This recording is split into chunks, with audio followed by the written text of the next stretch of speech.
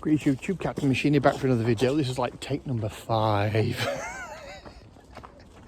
We're in the woods, Gabriel's with us, and we're having a good old time, and neurons get fine while I'm out here, which is why all my videos are out here these days.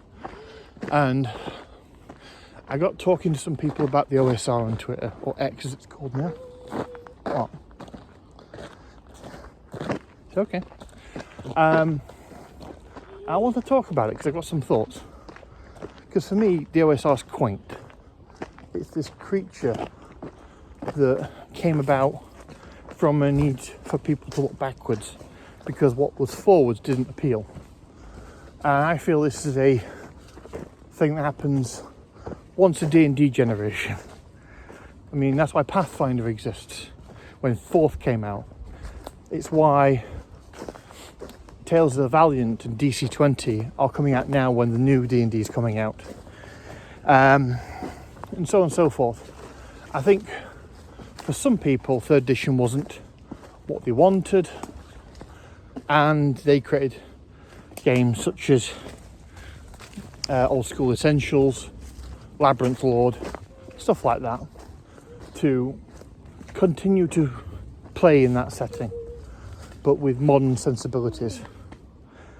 And I've got a few of them. I've played a few more of these OSR games, but I do tend to find that a lot of them are just, and they're still being made to this day. Mechanically, like there's not a lot new you can express with OSR that hasn't been done already, and a lot of people are just taking D&D and just sprinkling glitter on it and expecting me to buy it again, which I'm not going to do. I'm not to say that the material that's coming out around that, whether it be new adventures, new magazines, new articles, they're not unwelcome. Like Knock, for example, is a phenomenal magazine, and I back it every time it pops up on Kickstarter, like within the day. It's the turnaround time for those guys is amazing. The quality of the articles is fantastic. The editorial behind it is stellar, to highlight some stuff that I've never even thought of before, let alone seen. And they're so dense, there's so much to them. I really should do an actual video about them later, but I'll save that for now. I think OSR is a byproduct of that symptom whereby being your favourite James Bond or your favourite Doctor Who is the one you grew up with. And I'm partially into that. And I started with AD&D 2nd edition with, like, I think it was a Dragon Strike box, the one that came with the audio CD, and playing Eye of the Beholder on the Amiga and the PC. But about a year, maybe a year and a half into me playing that, 3rd edition came out. By this point I was buying Dragon magazine, so I was fully aware of the upcoming edition, all the changes, and it cemented it so well for me. Everything made sense, because if we're honest, old D&D is a clunky monster. It doesn't make a lot of sense. It's a lot of interacting systems that were all kind of written independently from each other, and were kind of expected to work in unison, and they don't. Various iterations over the years tried to fix it. It didn't. It couldn't. That's why they had to rewrite it completely. And like Thaco, as quaint as it is a product of its time. The saving throw system is all over the place. The stat modifiers are all over the place. There's no consistency to it. There's no reason why you wouldn't, if you're using a system where you could choose your attributes, you wouldn't have intelligence as a dump stat for anything other than a wizard, because all it affected was your languages and the number of spells you could cast as a wizard. So why on earth would you bother? Whereas there's a massive table for all the things that dexterity affects, all the things strength affects, and constitution's just a flat bonus to everything. So that was made more unified in D20. That's not to say D20 is perfect.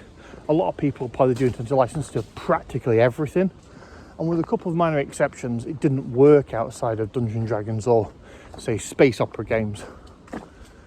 and the like. Like, I remember things like Mutants and Masterminds worked really well because they took the bare mechanics and they just ripped out everything that didn't work. I went, right, now we're going to make something that's completely different. Whereas you got games like Deadlands, that had a D20 system, and it was garbage. And this may be controversial, but Call of Cthulhu D20 was garbage, and it didn't work. It wasn't a good substitute for the original Call of Cthulhu.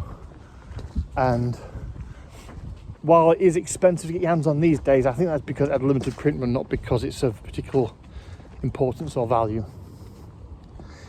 But either way, so that's why the third edition for me is my OSR.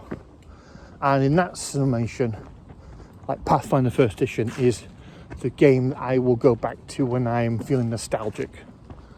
And I currently do feel quite nostalgic, so this way, big, this way. Gable's looking for trees to climb. Down here. Let's go down this little path here. Just take you to your old tree, your favourite one. Yeah. He's my little wood elf. It's Gabriel. He loves climbing trees, he loves being in the woods. Ah dear, I wish I could have done this more as a kid. But I was a shut-in back then because I sat in read books all the time. So I'm my own worst enemy sometimes. Oh, I'm going off topic. So yeah, in summation, OSR is fine in terms of nostalgia.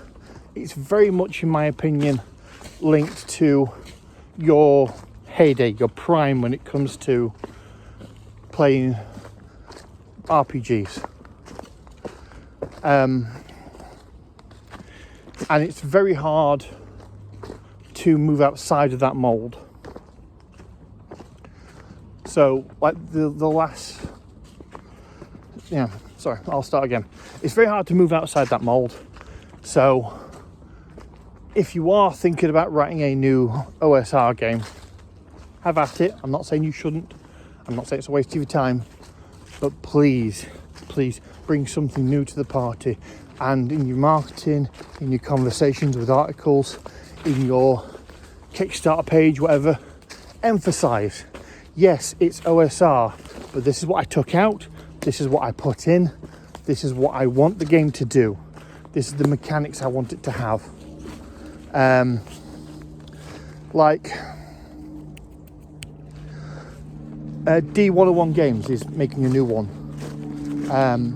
The name escapes me, I apologise, I'm in the woods, I'm not on my computer. But their emphasis is on exploration.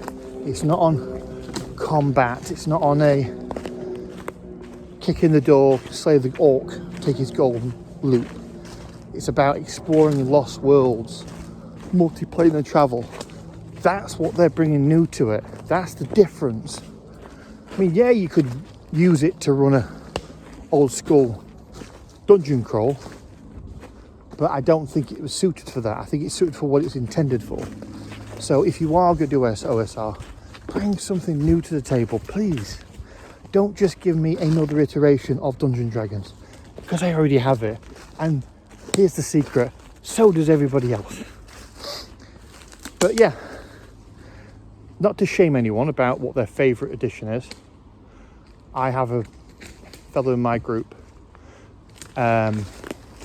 who loves AD&D 2nd edition, and we keep playing it on and off, and have done for the last 10 years, playing our same characters, Dragonlance, and having a really good time with it. At the other end of the spectrum, there's a lot of new guys in my other gaming group, because I have two, who start with 5th edition, so that's their go-to. And they're looking at all the new stuff for D&D, going, oh, this looks interesting, this is pretty, this is different.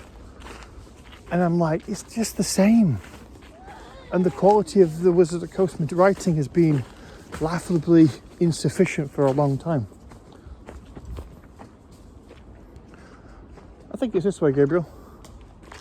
We'll find it, don't worry. So yeah, I think before I ramble, I'm going to end it there at more or less 10 minutes. Guys, have a good day. Don't expect consistent uploads. I'll try.